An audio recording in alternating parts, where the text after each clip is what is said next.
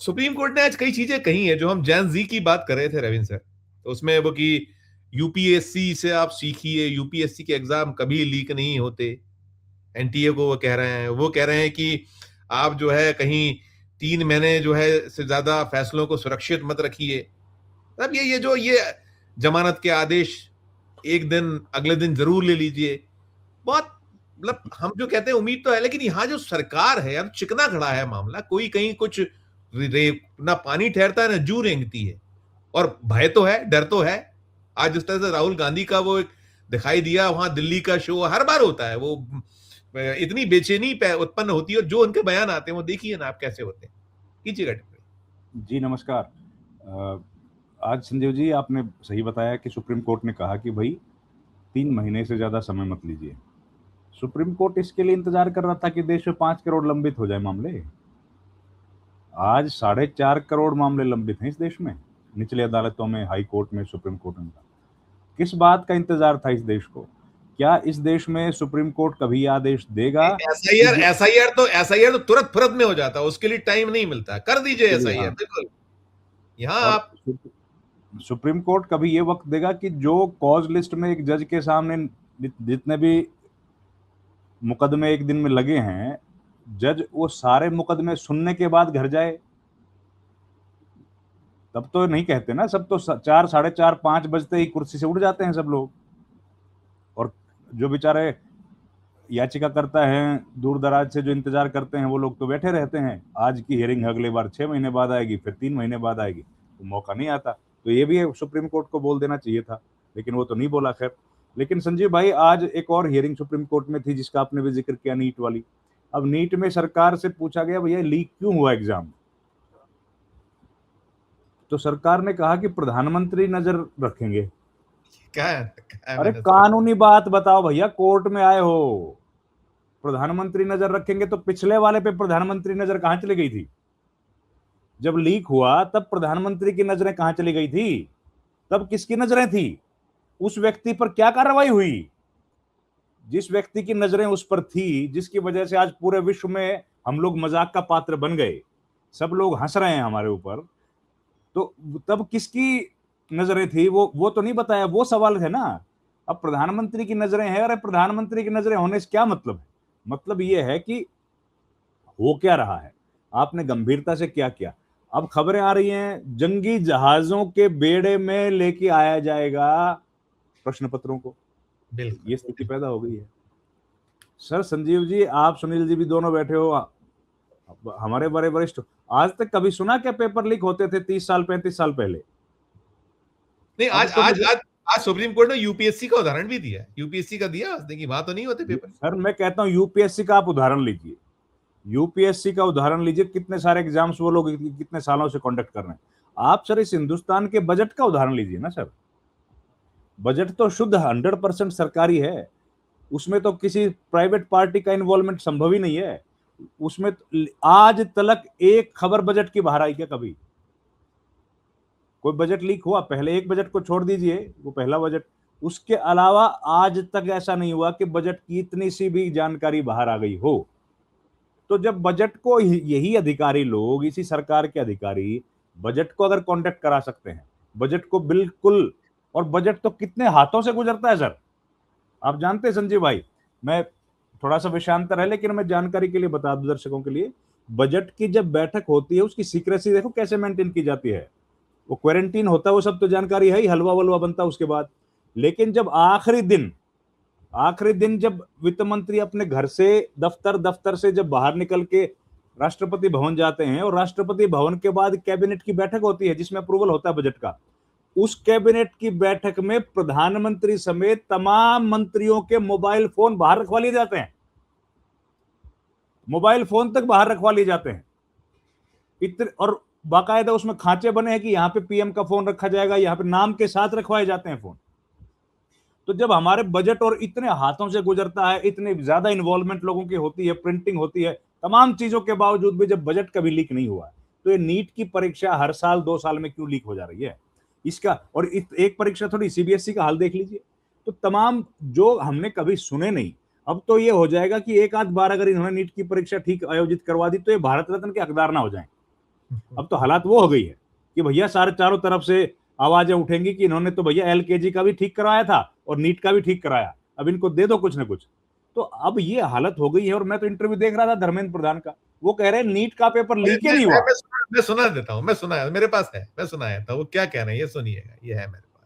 12th की जो examination लेके कुछ विषय सामने आई है उसकी एक रिवैल्यूएशन अभी शुरू होगा।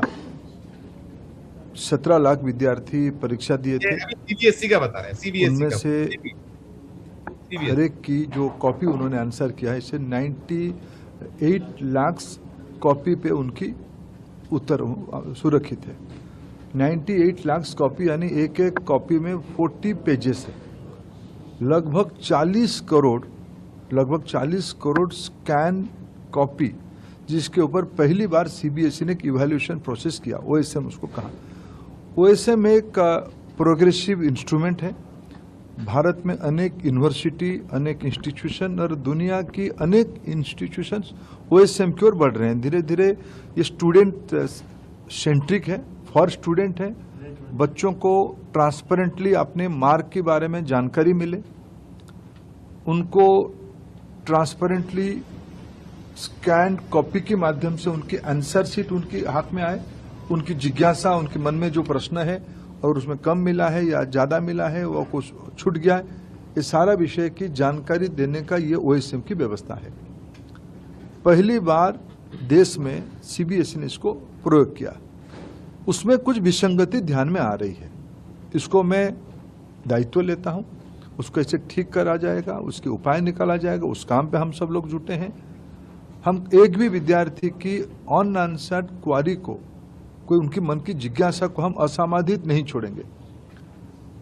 ये ट्रांसपेरेंसी के साथ साथ क्वालिटेटिव एक विषय है, क्वालिटी की उपलब्धि कराने का एक विषय है। इस नहीं, मुझे लगा औचित्य तो नहीं, वो चीजें आप जो आप बोल रहे थे सीबीएसई से जुड़ा हुआ अनुभव बता रहे थे, नहीं तो ना उनके चेहरे पे कोई रंज है, ना कोई उनको मलाल है। वो कह रहे जिम्मेदारी लेता हूं, लेकिन जिम्मेदारी लेने के बाद कुछ किया किसी का नहीं जाएगा। बच्चे भुगते रहे, पेरेंट्स परेशान होते रहे, और नीट तो है ही है, करिएगा आप, मैं क्षमा चाहूंगा। अरे संजीव जी, जिम्मेदारी लेते तो ये हाल होता। यस, जिम्मेदारी अगर लेते तो ऐसे पेपर लीक होते। जिम्मेदारी नहीं लेते हैं, जिम्मेदारी नहीं लेते हैं तभी तो ये हाल है। और ये आपने इतनी लंबी चौड़ी बाइट सुनाई, हमने सुनी बड़ी ध्यान से। क्या जवाब दिया सर? एक सवाल का जवाब आया क्या? हम और आप जो सवाल उठा रहे हैं, अरे ओएसएम की डिटेल बता रहे हैं हमको। अरे वो तो फेल हो गया भैया पहले झटके में ही, उसकी डिटेल काहे बता रहे हो? जो आप नया इंस्ट्रूमेंट लेके आए ओएसएम का, बड़ा प्रोग्रेसिव, जो आप आंकड़े दे रहे हो वो तो सब विदित है कि इतने बच्चे हमारे यहाँ बैठते हैं, इतनी कॉपियां होती हैं, कोई नई चीज नहीं है उसमें। मतलब ये पहली बार हिंदुस्तान के इतिहास में हुआ जब 40 पेजों की शीट बनी है। पहली बार हुआ है, जब 17-18 लाख बच्चों ने एग्जाम दिया है। और कब से दे रहे हैं भाई? नई बात क्या है इसमें? नई बात यह है कि एक नालायक नकारा शिक्षा मंत्री है जो अपना काम ठीक से नहीं कर पाया, जो अपनी जिम्मेदारी को ठीक से नहीं निभा पाया, और जो छात्रों को न्याय नहीं दे पाया। अपनी जिम्मेदारी नहीं निभाने की वजह से उनको इस्तीफा देना चाहिए, वो नहीं दे रहे। एक और इंटरव्यू इनका देख रहा था संजीव भाई, उसमें कह रहे थे कि पेपर तो लीक ही नहीं हुआ। तो बोले क्या हुआ लीक नहीं हुआ? तो बोला कॉम्प्रोमाइज हुआ।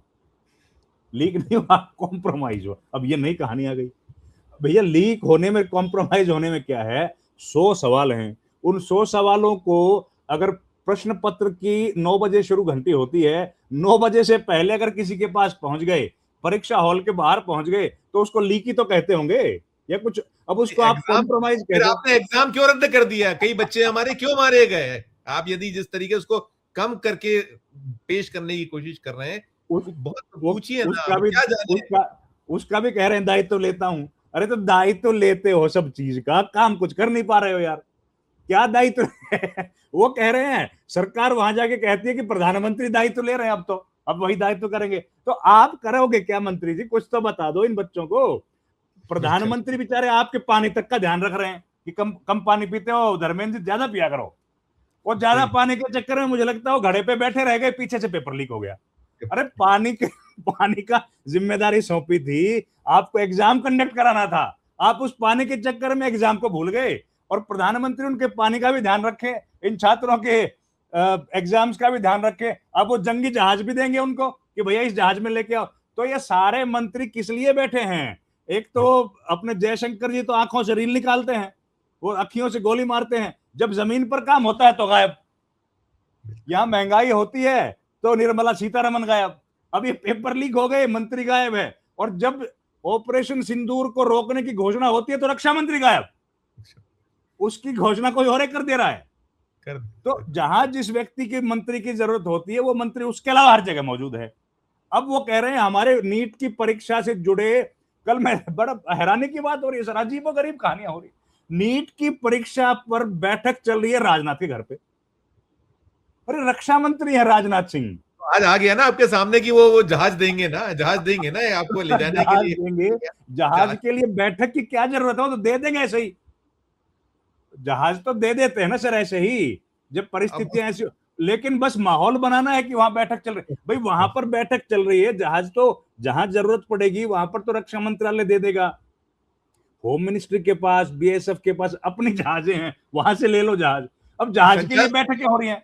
संचार मंत्री भी थे वहां पर, संचार मंत्री भी थे, देखा होगा वो भी थे। संचार मंत्री सिंधिया भी पहुंचे थे। तो भाई वो तो एसी वैसी चलाते नहीं, फिर कैसे रहे होंगे वहां?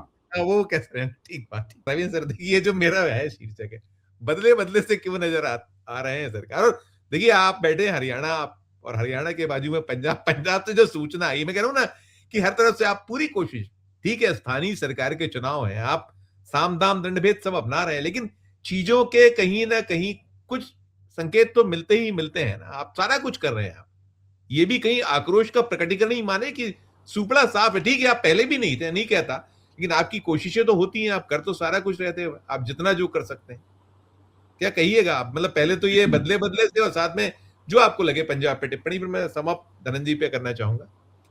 नहीं, पंजाब देखिए बीजेपी के लिए और सर विपक्ष के लिए तो एक सेटबैक इसलिए हो ही जाता, आप जानते हैं, आपने सही बात बोली है कि सत्ता पक्ष इस चुनाव को जीत ही जाता है, वही होता हुआ दिख भी रहा है। लेकिन ज्यादा खराब हालत है बीजेपी की, तो ज्यादा हालत खराब है। सात राज्यसभा के सांसदों को तोड़ा था आपने, तोड़ा है, पंजाब से थे वहां पर, तो 7 जिलों में भी आपको अपने निकाले जाएंगे, कुछ ना कुछ को जोड़ा जाएगा, देखा जाएगा। नहीं थी उनकी बहुत, लेकिन कहीं आक्रोश का प्रकटीकरण तो हर रोज हो रहा है ना, उसको ऐसे जोड़ के देख सकते हैं। बिल्कुल ठीक बात है। दूसरा सर देखिए कि आज ही के दिन जब केवल ढिल्लों को वहां पर नया बीजेपी का अध्यक्ष बनाया गया है, तो कैप्टन अमरिंदर सिंह गुस्सा हो गए। बीजेपी के नेता हैं कैप्टन अमरिंदर सिंह, एक जमाने में कांग्रेस के नेता थे, अब वो गुस्सा हो गए। वो कह रहे हैं कि इस आदमी के अंदर कोई कैपेबिलिटी है ही नहीं, जिसको आपने चुन लिया है ये तो बिल्कुल ही इनकैपेबल आदमी है, इसको चुन लिया आपने, नकारा बोल दिया, नलायक मतलब नकारा ही बोल दिया, जिस कैपेबल नहीं है तो क्या है, ये बात बोल दी। और वो बोले कि बीजेपी में तो कोई सुनता नहीं हमारी है, हमको 60 साल से राजनीति में है, लेकिन तो उन्होंने एक किस्म से काफी विरोध किया है। 6 महीने का वक्त रह गया चुनाव का, फरवरी में 8 महीने होंगे। 8 महीने पहले अगर अमरिंदर सिंह इस तरह की बातें बोल रहे हैं और उनके जो बड़े नजदीकी थे उनको हटा दिया सुनील जाखड़ को, तो जाहिर है वो इस बात से खफा होंगे और उनकी पूछ नहीं हो रही है। तो ये जो पूछ नहीं हो रही है ये तो सारे कांग्रेस वालों के साथ हो रहा है जो बीजेपी में गए। केवल सिंह ढिल्लों भी कांग्रेसी थे, अब उनको बना दिया गया अध्यक्ष, तो उससे भी कैप्टन अमरिंदर सिंह का जो बड़ा खेमा है जो एक साथ उनके साथ आया था, वो सब जाहिर है नाराज है। तो बीजेपी वहां पर अपनी तरफ से पूरी कोशिश कर रही है कि किसी तरीके से वोटों का ध्रुवीकरण करे, वोटों को तोड़ने की कोशिश करे। और बड़ी बात कैप्टन ने जो कही, बड़ी बात उन्होंने कही है कि ये जातियों का खेल करने की जो कोशिश कर रहे हैं, ये जट सिख है इसलिए इसको लेके आए, ये अब बंद होना चाहिए। और भी बड़ी बात, ये गुरु के आदेशों के खिलाफ है। गुरु गोविंद सिंह जी महाराज ने जो बात कही थी ये उसके खिलाफ है जो काम किया जा रहा है। अब बीजेपी अगर समाज में जातिवादी नहीं करेगी, धर्म के आधार पर राजनीति नहीं करेगी, तो संजय भाई आप ही बताओ फिर क्या करेगी? फिर बीजेपी क्या करेगी? बीजेपी क्या फिर इसरो की बात करेगी? हमने क्या डेवलपमेंट की इस देश में, हमने कितने स्कूल खोले? वो आपके बताने के लिए कुछ है नहीं, आपके पास कुछ भी नहीं, खाता नहीं। तो कैप्टन अमरिंदर सिंह ने यहाँ पर जो बड़ा प्रहार किया है ना, वो बड़ा दिक्कत वाला है, और बीजेपी के लिए उसको कैसे मैनेज करेंगे वो बड़ा मुश्किल लग रहा है। क्योंकि जो बातें बीजेपी का सबसे बड़ा स्टाइल है, बीजेपी का जो सबसे फायदेमंद चीज है, वो तो ध्रुवीकरण है, जाति आधार पर, सांप्रदायिक आधार पर या अगड़ा पिछड़ा किसी भी तरीके से जो ध्रुवीकरण होता है, उस ध्रुवीकरण पर ही अगर चोट लगाई तो फिर बीजेपी के लिए तो तकलीफ की बात हो गई। और वो बात उन्होंने कही है और ऑन रिकॉर्ड कह दी है, अब उसका क्या जवाब दिया जाएगा। और तब है ये तो तब स्थिति है जब कैप्टन अमरिंदर सिंह की बेटी बीजेपी में को पदाधिकारी हैं, महिला मोर्चे में अध्यक्ष हैं कि कुछ है उनके पास जिम्मेदारी, तो वो इस तरह की बातें कह रहे हैं। और बीजेपी की स्थिति पंजाब में ओवरऑल जो है वो तो अच्छी नहीं है, इन नतीजों से और जाहिर हो गई है। लेकिन बीजेपी को उम्मीद थी कि हम लोग कुछ बेहतर प्रदर्शन कर पाएंगे, आम आदमी को तोड़ के, कुछ विधायक सांसदों को तोड़ के। अब उस पर वो लोग अपना फोकस कर रहे हैं। लेकिन ये एक सेटबैक है। अब इसके आगे 6 महीने 8 महीने बाद जो चुनाव है, उनके पास एक ब्रह्मास्त्र तो है सर दिल्ली में, है ना। वो एग्री करता हूँ बिल्कुल। तो वोटर देख ले अपना वो क्या चाहते हाँ, हैं। और क्या ठीक है ब्रह्मास्त्र तो है ही।